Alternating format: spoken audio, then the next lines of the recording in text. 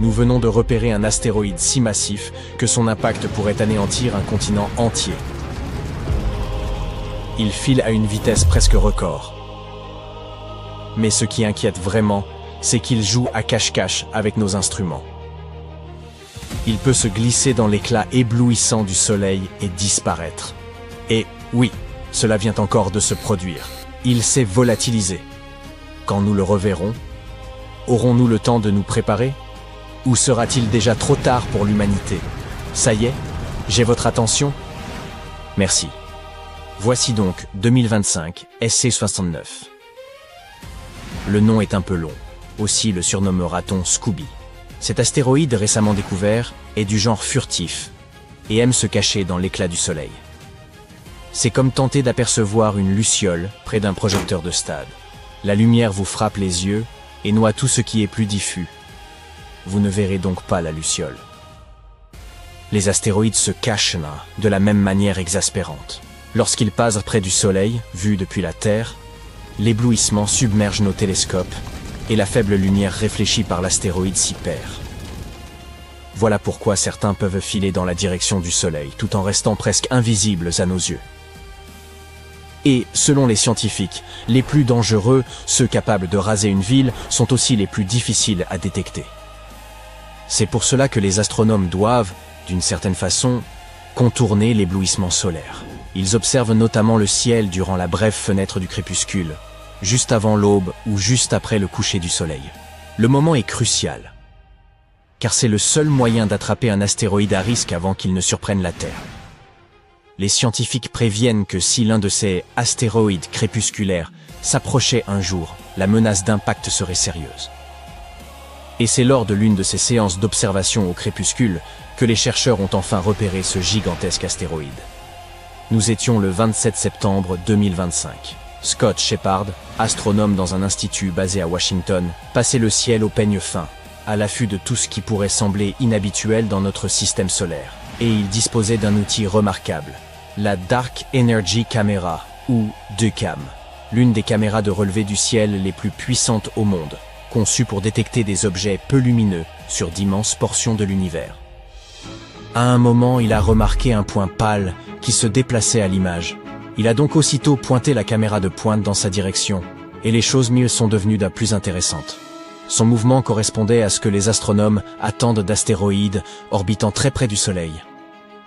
Puis des observations de suivi avec les télescopes Gemini et Magellan ont confirmé la découverte. Oui, c'était bien un astéroïde, et il présentait deux particularités assez étonnantes. D'abord, il est rapide, très rapide même. En réalité, il possède la seconde orbite d'astéroïde la plus rapide connue dans le système solaire. Il boucle un tour complet autour du Soleil tous les 128 jours. À titre de comparaison, Mercure, la planète la plus proche du Soleil, met 88 jours pour accomplir une révolution. Ensuite, son orbite est extrêmement rare. Il n'est que le deuxième objet connu à demeurer entièrement à l'intérieur de l'orbite de Vénus. Cela le classe aussi dans l'un des groupes d'astéroïdes les plus rares.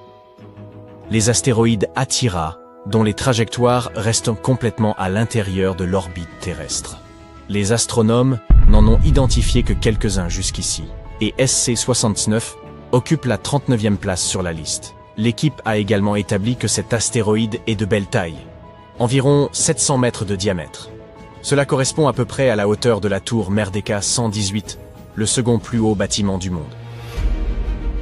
Si un astéroïde de cette taille frappait un jour la Terre, ce ne serait pas simplement grave, ce serait une catastrophe.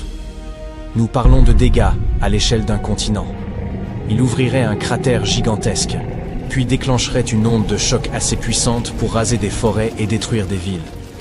Des ondes sismiques parcourraient la croûte terrestre, provoquant des séismes de magnitude 7,4 environ. Et l'on pourrait encore les ressentir à près de 500 km du point d'impact. Et ce ne serait pas fini. Une violente surpression atmosphérique se propagerait, brisant des vitres à plus de 1600 km. Puis viendrait l'après-coup.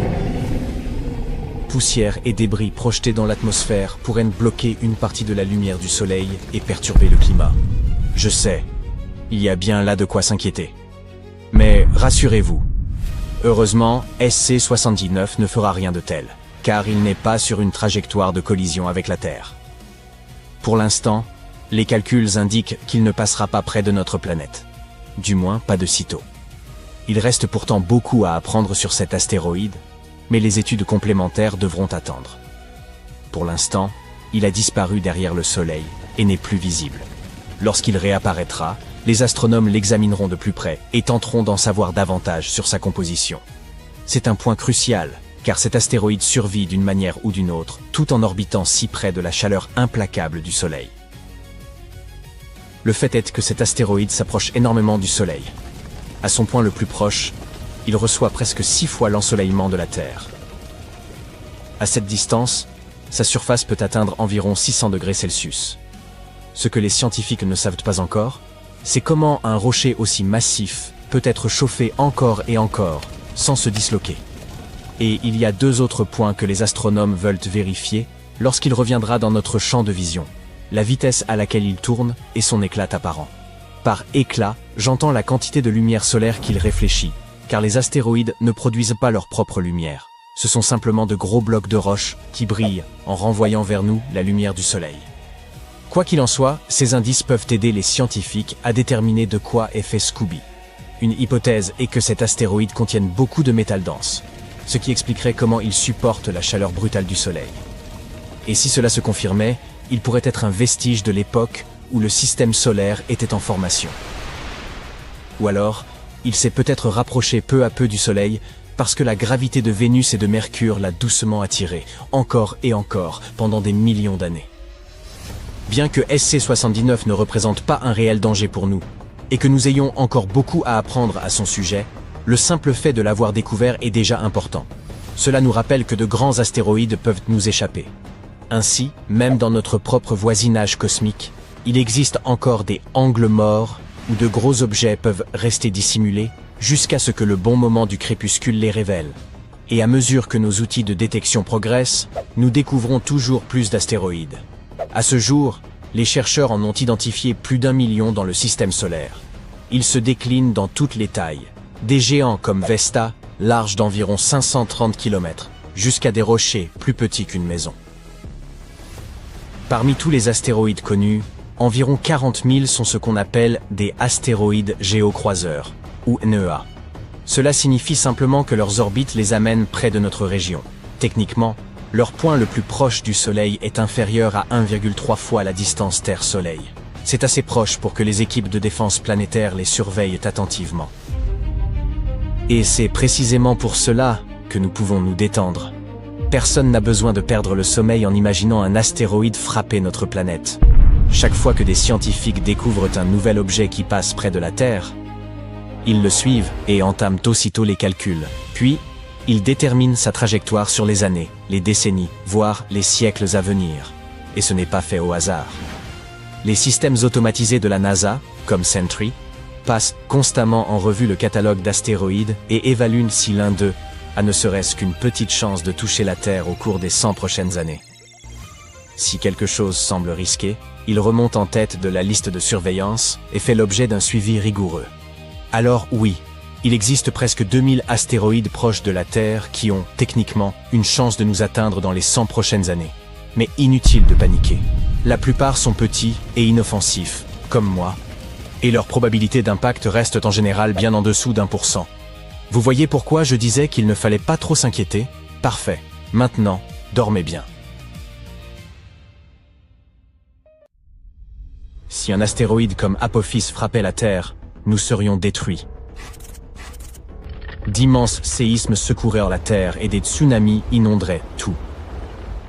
Apophis, un corps céleste vieux de plusieurs milliards d'années, est présent dans le système solaire depuis sa création.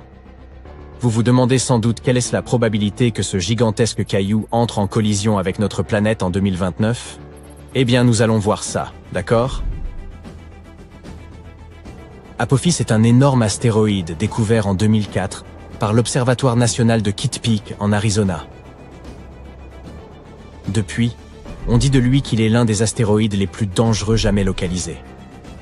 Il fait environ 330 mètres de large. C'est un peu plus grand que l'Empire State Building ou la Tour Eiffel. C'est parce qu'il fait si peur qu'on l'a baptisé Apophis. du nom de la créature immortelle égyptienne qui apportait l'obscurité éternelle et la destruction. En 2021, les chercheurs ont eu l'occasion exceptionnelle d'étudier ce rocher flottant lorsqu'il est à passer près de notre planète. Nous y reviendrons dans une minute. Certains scientifiques disent qu'il y a 2,7% de chances qu'Apophis frappe la Terre le vendredi 13 avril 2029. Ce serait l'effet Yarkovsky qui serait en cause, car il pousserait ce gros rocher spatial vers la Terre. Cet effet provient de l'émission inégale de photons thermiques, dont le résultat est une force inimaginable s'exerçant sur l'objet touché. Ces photons exercent une poussée immense et jouent un rôle essentiel dans la dynamique du corps en question. L'astéroïde possède deux faces, une sombre et une claire, tout comme la Lune. La face claire est tournée vers le Soleil et est plus chaude que la face sombre.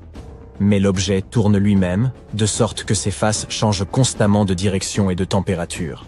Ces changements n'ont rien de bon, car ils poussent légèrement Apophis vers la Terre. Malheureusement, personne ne sait comment l'effet Yarkovsky influencera la trajectoire de l'astéroïde. D'autre part, lors du dernier passage de l'astéroïde près de la Terre en 2021, les astronomes ont utilisé des radars pour prendre des mesures précises de sa trajectoire, et ils ont pu conclure qu'Apophis passera à environ 3000 km de la Terre en 2029, et ne nous dérangera plus pendant au moins 100 ans. En général, tous les 8000 ans, notre planète est touchée par une étoile filante de dimension similaire à celle d'Apophis. La dernière fois que nous avons été frappés par un météore légèrement plus petit, c'était en 2013. Un nouvel engin spatial développé par la NASA, appelé OSIRIS-REx, a été lancé en 2016 pour collecter des échantillons sur un autre corps céleste légèrement moins terrifiant, Bennu. 4 ans plus tard, il a finalement atteint l'objet visé, a pris quelques échantillons, a rapidement dit au revoir à Bennu et est retourné vers la Terre. Les échantillons ont été stockés en toute sécurité dans une capsule déposée dans l'Utah. Jusqu'à présent, il s'agit de l'échantillon le plus significatif jamais prélevé sur un astéroïde. Après sa livraison, le vaisseau n'a pas perdu de temps et s'est lancé à la poursuite d'Apophis. Pour cette mission, OSIRIS-REx a été renommé OSIRIS-APEX et il joue actuellement à chatte avec Apophis. Avec un peu de chance, le 2 avril 2029, lorsque l'astéroïde passera près de la Terre, la sonde spatiale atteindra Apophis pour s'y poser. Elle restera dessus pendant 18 mois, collectant des informations précieuses et prenant des milliers de photos. L'astéroïde sera surveillé à l'aide de puissants télescopes. À un certain moment, Apophis sera trop près du Soleil, et c'est alors OSIRIS-APEX qui s'occupera de le surveiller. Si vous vivez en Europe, en Asie de l'Ouest ou en Afrique, vous faites partie des chanceux qui auront l'opportunité unique dans une vie de voir Apophis à l'œil nu. Il sera visible dans le ciel de ces régions en 2029, et ceux qui ont des télescopes pourront à nouveau l'apercevoir en 2036. OSIRIS-APEX va certainement rencontrer quelques problèmes, car l'astéroïde a une croûte épaisse, et l'engin spatial ne sera pas en mesure de collecter des données aussi facilement que sur Bennu. OSIRIS-APEX possède un propulseur unique qui soufflera toute la poussière d'Apophis lors de son atterrissage. Ce sera une occasion parfaite pour analyser la surface de l'astéroïde et pour voir de quoi il est fait. La sonde passera 1 an et demi à cartographier l'astéroïde en essayant de détecter des changements dans sa forme. Toutes ces recherches montreront comment le corps céleste se déplace et nous aurons une meilleure idée de comment protéger notre planète de tels objets. En 2025, la NASA va également lancer la mission Apophis Pathfinder, et ce sera le premier vaisseau spatial à jamais toucher cet astéroïde. Il atterrira environ 1 an après son lancement. De plus, la NASA a proposé d'envoyer un essaim de petits engins pour permettre à l'humanité de développer des tactiques de protection efficaces contre les impacts d'astéroïdes. Nous savons qu'Apophis provient de la ceinture d'astéroïdes principale située entre Mars et Jupiter. Au cours du dernier million d'années, ce corps céleste a changé de trajectoire en raison de l'influence considérable de la gravité de Jupiter. Maintenant, il semble favoriser davantage le Soleil, ce qui veut dire que cet astéroïde est très proche de la Terre. C'est pourquoi il est classé parmi les corps célestes voisins de notre planète. De nombreux tests ont été effectués pour trouver un moyen de s'occuper de ces astéroïdes. Parmi les solutions, il y a le forage et la détonation du corps spatial de l'intérieur, Mais on teste aussi de nouvelles technologies, comme attacher des fusées afin de rediriger l'objet nuisible loin de la Terre. Nous pourrions également le frapper avec une force suffisamment puissante pour qu'il change de direction. Apophis est un astéroïde de type S composé de roches et de métaux, fer, nickel, etc. et qui ressemble à une cacahuète. Il peut nous en apprendre beaucoup sur le passé et aussi sur l'avenir. Les échantillons recueillis peuvent nous révéler comment la vie sur Terre a commencé et comment les plantes sont apparues. De nombreuses théories nous suggèrent que l'eau est arrivée sur notre planète grâce à un astéroïde ou une comète. Les astéroïdes sont comme de précieuses capsules temporelles. Contrairement aux roches terriennes, qui ont subi d'innombrables changements, comme l'érosion, la plupart des corps célestes sont intacts et beaucoup plus faciles à étudier. Quand des météores tombent sur Terre, ils sont recouverts de débris impossibles à nettoyer. Voilà pourquoi il est si important d'étudier Apophis dès maintenant. De plus, certains astéroïdes sont faits de métaux précieux, comme le platine.